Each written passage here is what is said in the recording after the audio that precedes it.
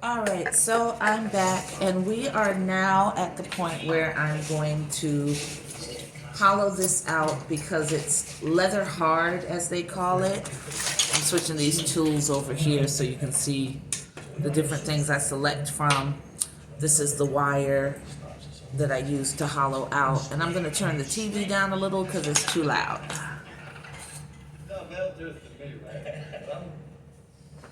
Actually, I just put it on pause altogether.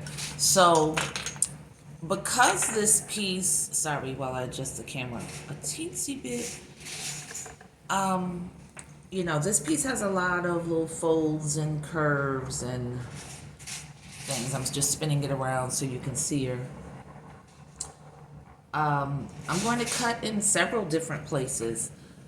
So let's just go ahead and start. Like I said, this is the wire that I used to cut. It has two wooden attachments. Sort of use it just like floss. So I'm going to start with this leg first. I'm starting up here, bringing the wire down into it, slicing into the clay.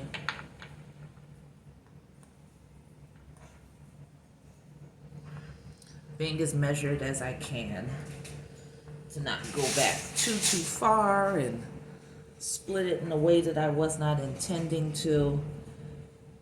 Dragging it right up along to the front of the foot. And that's good enough for me. And as you can see, we now have one piece that I'm going to be hollowing out. Of course, this other section that I'm going to be hollowing out. I put that piece to the side, put a little spray on it.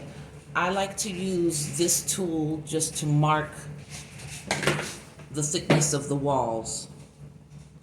So I usually like them to be about, I don't know, they say a pinky nail width.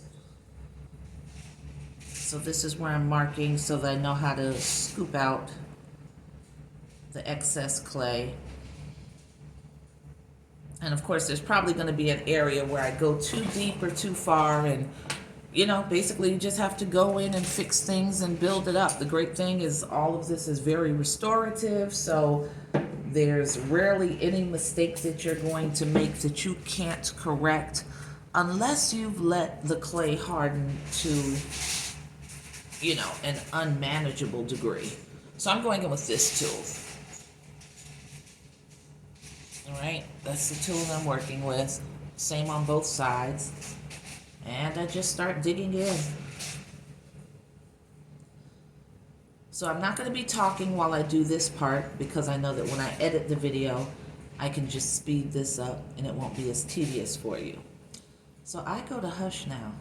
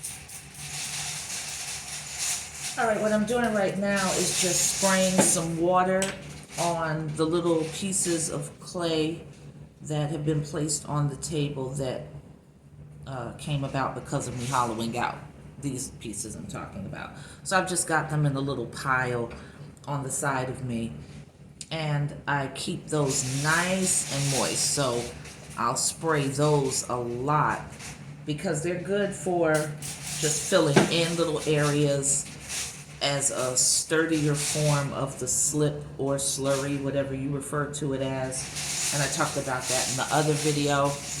That's this bowl of clay that's mixed with water. It's been sitting out for a little while, so it's starting to thicken up. That's why I just keep this little tool in here to mix it up. And you'll see how that's used in just a second. So when I want something that's a little sturdier than the slip slash slurry, that's when I use those little pieces. So you can see that's been wet up. It's not very malleable right now, but it'll get there once the water starts to soak in. So I think that I'm done hollowing this area. The reason why I'm stopping here is because, like I said earlier, I'm going to have several cuts that I'm going to make for hollowing, because you can sort of forget like where something starts and where it ends, or how you attach the clay to create an area of your sculpture. At least I can. Maybe, you know, more experienced sculptors don't, but I do. So if I'm remembering correctly, I did this leg first, and then I added this layer of clay for the skirt. And I just don't want to go in too far. I'm using a different tool now. This is a larger tool, nearly the same as the other one, just because I want to dig all the way into this area. So this allows me to scoop out some sizable chunks. See that?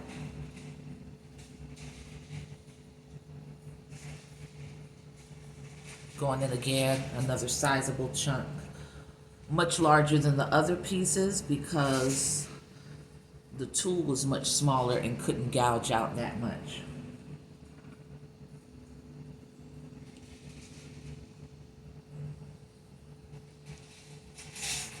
So that's another thing that I'd like to hear from more experienced sculptors on. Because now that I don't have a problem with hollowing out and I'm not afraid of it any longer, I don't care about using, you know, a lot of clay.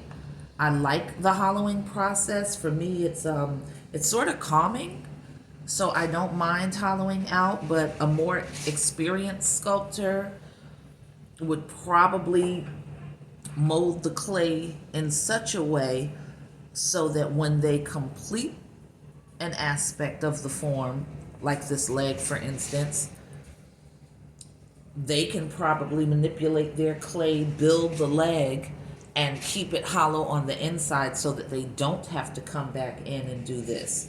If any of you sculptors prefer that method, let me know about it. Was it easy for you off rip, or did you have to develop the knowledge of just how gentle you needed to be with the clay, just how forceful in order to achieve hollowed out shapes that you desired?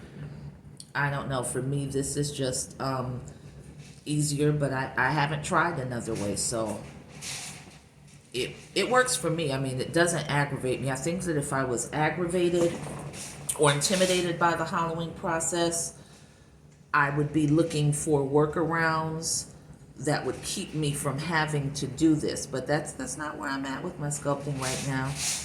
I don't know if that's naivete. I don't know if it's good or bad. I don't know if I'm doing something that slows me down considerably. But, you know, to tell you the truth, even if I am, you know, so what? There's no time limit. There's nobody dictating to me, okay, if you start this sculpture today, I need it finished by Wednesday of next week. I make the call on when I work on this, how much I'm going to do. So if I'm doing something that's a little too extra for someone else, that's fine. And maybe knowing how to have several different approaches works within several different contingencies. For instance, if this was a commissioned piece that I did have a deadline on, that I was thinking to myself, I need to have this piece ready to fire soon, then I would be wanting to take advantage of any shortcut that someone could advise me on so that I could meet that goal. But like I said, since I'm sculpting for myself, it's whenever I finish is whenever I finish. And that's just that. I've dug into her thigh considerably here.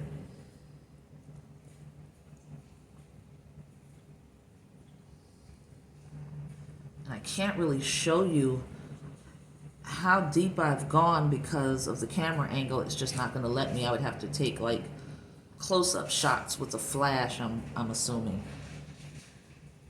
But I'm sticking my finger in here, this first finger, into the thigh area and on the outside, just to gauge where I am in the process. How thin have I made this wall? Because I don't want to punch through this area. Like I said, even though you can fix it, sometimes the fix comes out a little bit wonky. So for me, it's best to just avoid making those types of mistakes altogether. So, you can always reach in and sort of gauge the thickness. So right now, that wall is about this thick. I suck at measurement, so I'm not going to ever be telling you, well, this is 3/4 of an inch, and this is 1/18, and this is 3/16. I don't know. I just know that I have not, it's still thick enough that I'm not in danger of punching through to the exterior. Right now I'm still interior guided, and that's dope. That's great for me. But again, any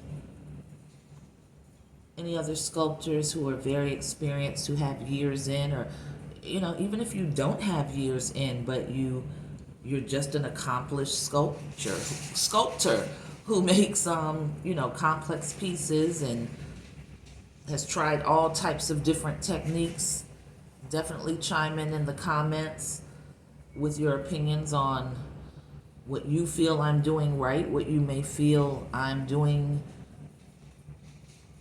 in a manner that's going to make all of this more difficult. But like I said, just keep in mind that this is not taxing for me.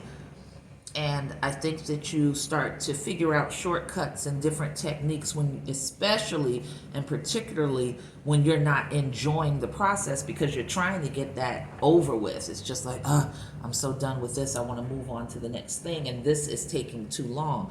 But that's not my mindset at all with this. Again, it's very calming for me. I like hollowing out. I love the feel of scraping the tool along and just pulling out that excess clay. And I have a lot of excess clay. Normally these why can't I say? You know what? I have a lisp, y'all, L-I-S-P. And the second I start to focus on it is when everything goes terribly wrong with pronunciation. So the word I was trying to say is spelled E-X-C-E-S-S.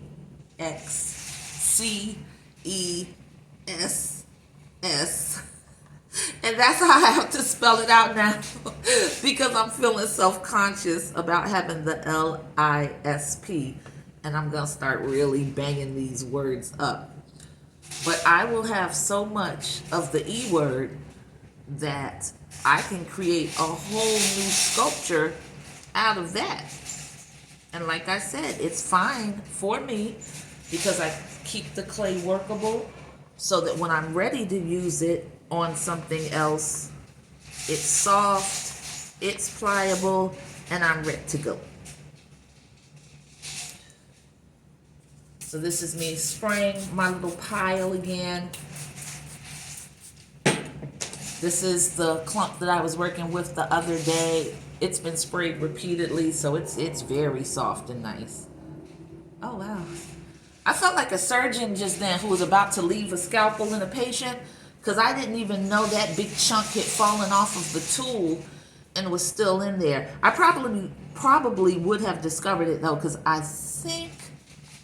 I'm thinking I'm gonna make a slice here too. So I don't know. I haven't decided yet.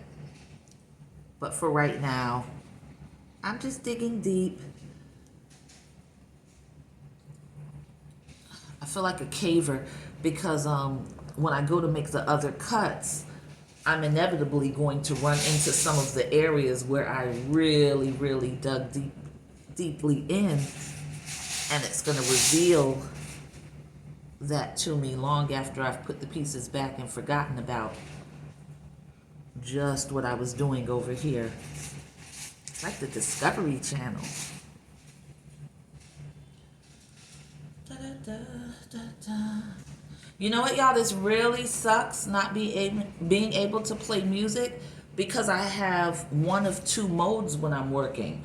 I either need very repetitive noise, either music or a series playing on Netflix, or when that'll stop playing after several hours,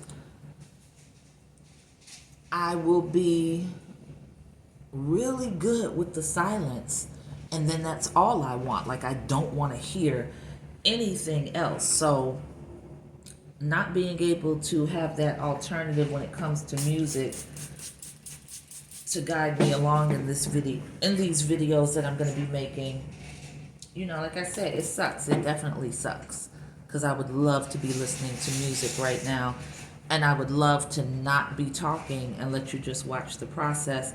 And I know you're like, well, you can always just shut up.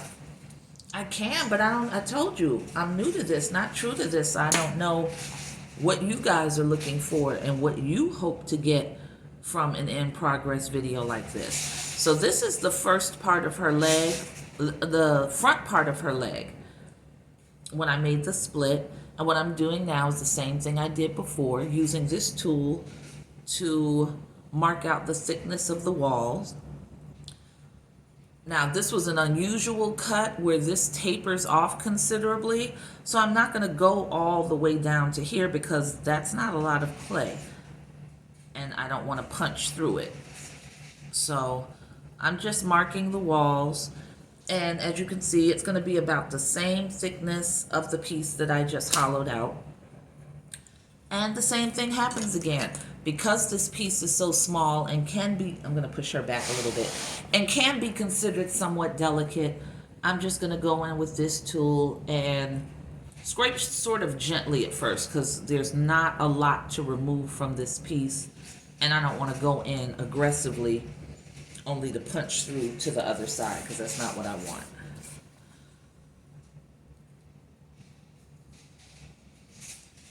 And I'm also naturally clumsy and naturally rough, so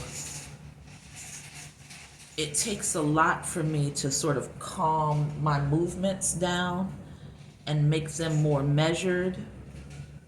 Like right here, I don't know if you can see it, maybe I should hold it up this way.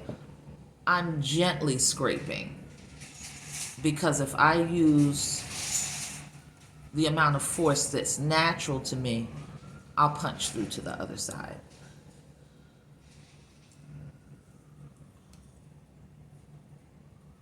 Like,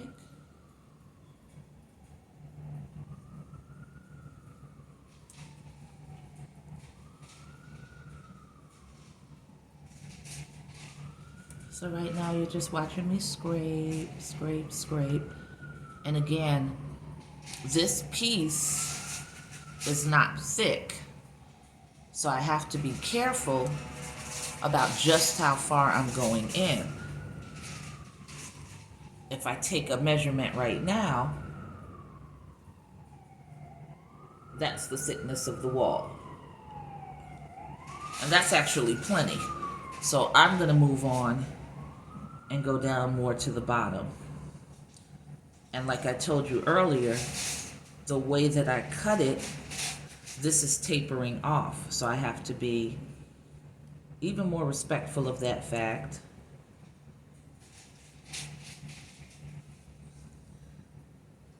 And just make sure that I'm measured in the way that I'm doing this, so as not to punch through and have to rebuild this piece up. And you can see I'm making a mess because I'm letting it drop right where the tools are. This whole area is a mess. Like, the last thing I'm worried about when sculpting is being neat, because these little pieces fall onto the floor, they dry, they harden, you step on it, you crush it. So I'm in a constant state of sweeping and dusting my apartment because I have dragged, clay particles all through it. The area that I'm working on has an area rug underneath me. And if I were to take that outside and beat this rug against the wall, I would blanket the entire neighborhood in clay dust. So even when I'm cleaning up this area, I put on a mask. I have to put on one of those N95 masks. I don't know if that's doing the job that I think it's supposed to do, but trying to sweep this area up and clean it up in between sculptures, yeah, it's a lot. I need to get a really strong vacuum cleaner so that I'm not sweeping, because that dust goes into the air and it will blanket this living room. Hours later, you'll be walking into dust. So I have to be very measured again with even how I sweep this area, so as not to create a problem for my son and the cat walking through here, and of course me. So that's what it is. So I'm just about done hollowing this piece. This is not a thick piece. It's not going to take a lot for it to dry, but if you have excess clay, it adds to your drying time. So wherever you can hollow it out and make it, thinner, you definitely want to do that. I'd like to know what you guys do regarding drying time after you finish your sculpture. Do you have a set amount of time? Like, I'm not comfortable unless my sculpture has been drying for a month. After a month, I feel okay.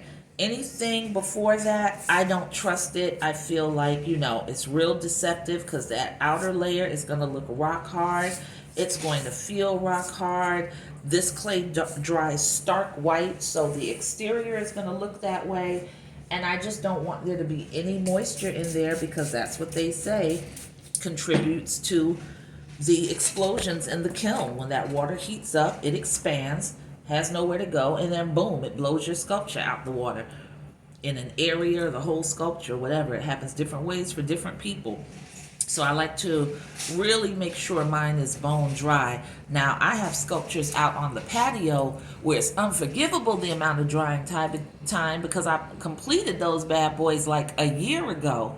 But finding a kiln firing service has been a beast for me. So I'm finally going to meet this lady tomorrow who has a kiln. Her rates aren't what I needed it to be for the last place that I was working with, where I only got to fire once.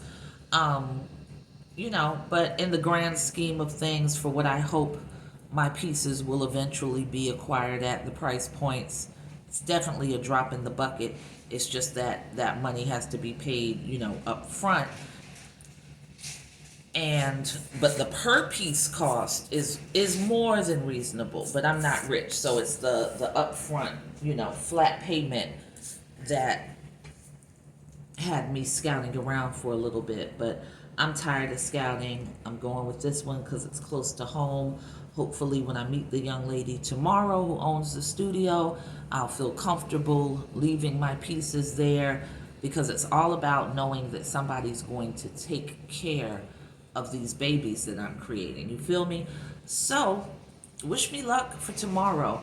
So that was the leg hollowed out, And now what I'm going to do is take this tool that I've showed before. I don't know what it's actually called, but I call it a scraper with the serrated edge, and that's good enough for me. So you see, and what I do is then take that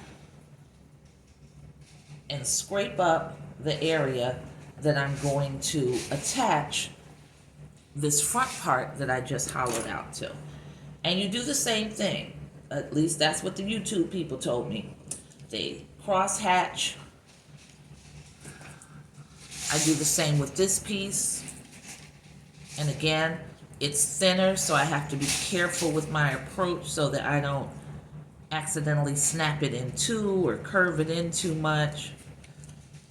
Which is not the biggest deal, again, if it happens, because this process of you playing God is mad forgiving. You make a mistake, you smooth that part out with the tool, you add some more clay, it's like that mistake never happened.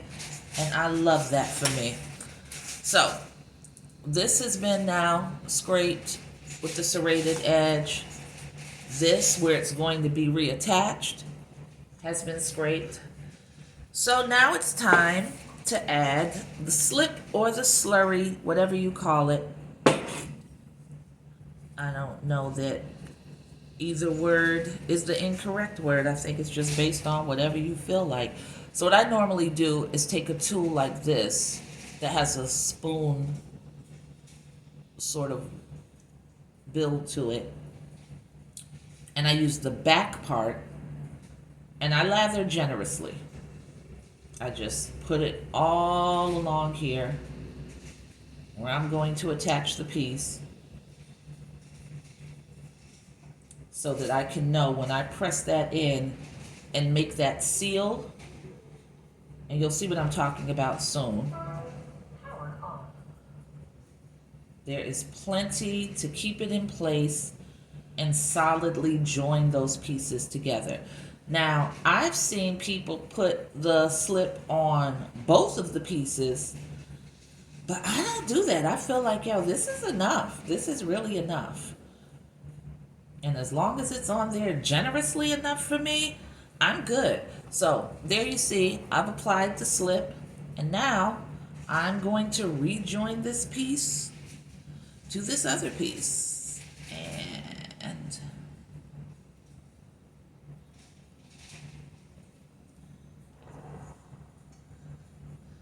all right. So once you get here, you're trying to press and make it as seamless as possible.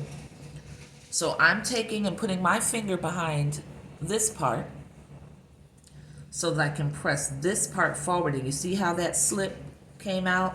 Just wipe that away. Boom. Wipe that away. You're just meshing the pieces back together so that you can get as seamless a line as possible. And of course you're like, but you spent time making that definition of the skirt line. That's fine. You do that, just based on your own preference for how quickly you need to see something that's a semblance of the finished product to keep you motivated. But all of that is stuff that you go back in and fix. So here I'm pressing this top part, I'm pressing the sides, and like I said, because I put a lot of slip there, I feel pretty secure that once I apply this pressure, those serrated markings have created grooves, and they're going to fall right into that and fit just the way they should. So once you wipe away the excess, you look and see, what do I have to fix up? So this didn't land too great for me. You see that? Can you see that? It's a line right there, and it's creating like a little ledge. So remember I was telling you that the pieces that I pulled out while I was hollowing, the E word, I'm not even going there with the LISP situation. I keep that nice and wet. Right, so I've been putting the spray bottle to that every couple of minutes. So now I'm feeling around to feel what little piece of that clay will work best for me. in order to eliminate that seam line. And this is it. This is nice and soft. So I'm just going to smooth that around with my finger into place. Apply just enough pressure to let the clay know you're not playing games with it. You're serious. I don't need to see that seam. And then you're going to go and you'll smooth it out.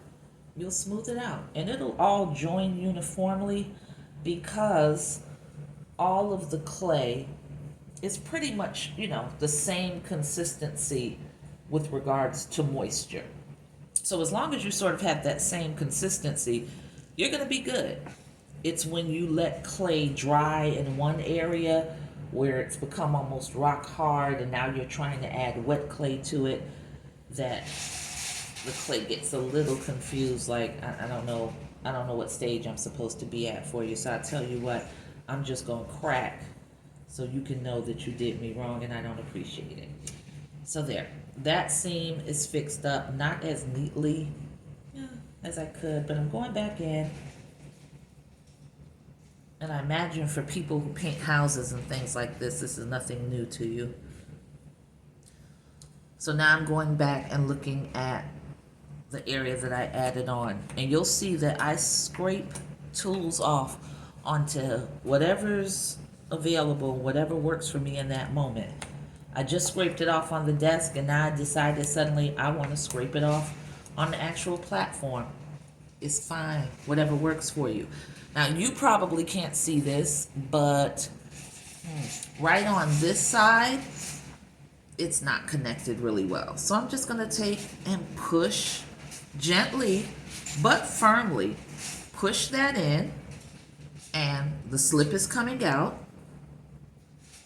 It's seeping out of the seams because I just needed to push those two pieces together a little bit more. And if you do that, while the slurry is still wet, you'll see the areas that you want to make sure they're seamless so that when it goes into the kiln, it's not going to separate because it dried with a vulnerable area to it because you didn't make sure to tighten that up. So I'm just going around the curve of the skirt right now, not even trying to fix it. My concern is just making sure that those seams are flush together and that they're going to dry as if they were never separated in the first place. That is the goal. You don't want anyone to be able to look at your sculpture, I feel, and say, oh, yeah, I can see where they separated those two parts and puts it back together. And I'm sure that's not good for the vulnerability of the sculpture. Like, wouldn't that weaken it in that area so that, goodness forbid, if you accidentally bumped against it after it was a ceramic piece, that area is going to be a little weaker and is going to be more likely to, be vulnerable to breakage. So yeah, so you do whatever you can to fill that in. And sometimes it takes several passes of going over and pushing that wet clay into that outside part that is showing, the seam that is not flush. And you'll achieve the desired, meeting points, trust me. So this is me once again, going just around carefully, building up that skirt line again, but also making sure that those seams are closed.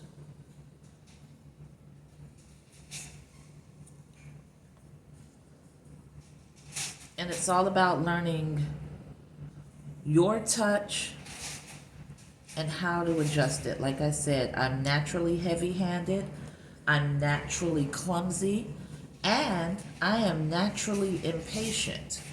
So the death knell for me is trying to do something like this quickly. You'll notice how slowly I'm moving along. This is not my natural pace. This is killing me right now. My natural pace is this. That's my natural pace. But if I do that, I'm going to stab something. I'm going to mess something up or mar it. But if I calm myself down, forget about what feels natural to me, and think about what's going to be best for this sculpture, what is going to create the desired appearance, then you learn how to get out of your own way, and you learn it quickly.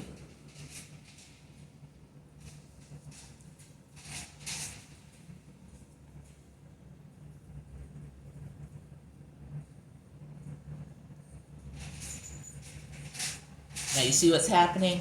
Right now, I'm starting to go into my natural flow. This is the pace right here. But it's okay because I'm not working on the seamed areas. These are just the areas that I messed up because I had to place those two pieces back together.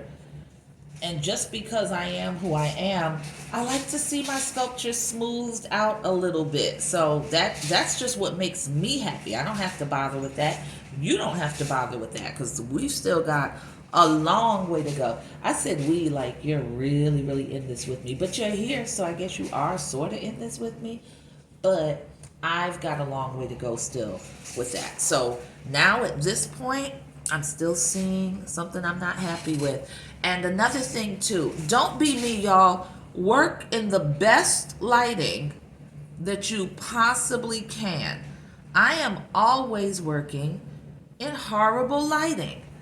And it's because I need to just purchase a lamp so that I can put it here and shine it and direct it in areas, and I don't have that currently, but I am going to fix that problem and get myself a lamp because I almost stopped working on an area where the seam was looking mad trashy. Like this it would not have been good in the drying process for me to have missed that area. So I fixed it up now, but if I had better lighting, I would have noticed it straight away instead of when I did. So anyway, back to my natural pace, because all I'm doing is smoothing it out, taking some of that excess. I'm going to move her out of the way a little bit so you can see the pile. Here is the pile of the super saturated clay pieces. I don't know if you can see from here, but because of course this table is not porous, it's just sitting in the wet. And that's fine, because like I said, I use stuff like this to build up areas like that. I still feel like I see an area where I can tell there was a seam there. So, oh, that was my hair, man. Yo. So I'm packing some more onto it just to build that up because I don't want that to show. And I'm probably pressing a little too hard, and that's why I can still see the separating line, because I'm pushing the piece past the level it's supposed to go to. So with this clay that I'm adding, I'm now trying to make sure that I spatula this on and just spread it and build it in areas as opposed to trying to press it down into place. I think that much was accomplished. I don't feel like the seam is open. I definitely feel like it's meeting each other solidly. It's just that in making sure that it met solidly, I created some indentations that I don't want. So now, it's just my job to, lightly go along, go in here, go in here, go in here, and just build up those indentations. And even if I build this part up too thick, that's no problem, because see, once it starts drying, I can always go in and shave that down more. Definitely. So just get it to where you're happy.